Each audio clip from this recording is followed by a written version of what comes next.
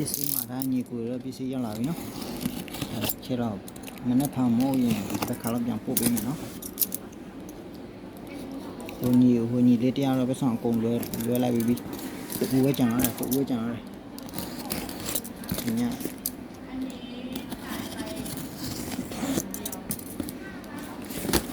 ဟိုညီတရားတော့ဆောင်လွဲလိုက်ပြီနော်ခဏလေးတရားတော့မတရားသေးဒီလိုတရားလွဲရင်တော့မနေ့ကစီကပို့ပေးလိုက်မယ်နံပါတ်2လားနံပါတ်3ကချက်ပြန်ကြည့်အောင်โอเคနောက်ခဏဒီမှာနော်ဒါတော့ဒီချက်ဒီပြန်ရစီကြည့်အောင်မယ်နော်သူကဒါဒီမှာနံပါတ်2ကပဲကောင်းတယ်နံပါတ်3ပဲကောင်းတယ်ချက်ပြန်ကြည့်ရမယ်ခုကအလုပ်ထဲမှာဆိုတော့တိတ်ရမအားဘူးနော်တိတ်ရမအားဘူး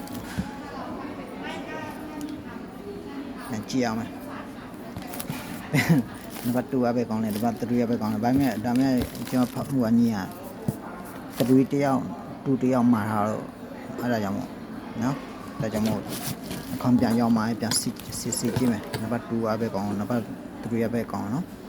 ပြန်ကြည့်ရမယ်ပစ္စည်းရနည်းကြာနေလိုချင်တော့မှာလည်းရနော်15အကျဉ်း20လောက်ကြာနော်ဆောင်းရနော်15-20လောက်ကြာနော်မာလို့ရနော်မာလို့ရ15-20လောက်တော့ကြာတယ်သူတို့ကအကလုံးအမဲတွေရွေးလိုချင်တယ်သူတို့ကအမဲတွေရွေးမာလိုက်နော်အမဲတွေမာလိုက်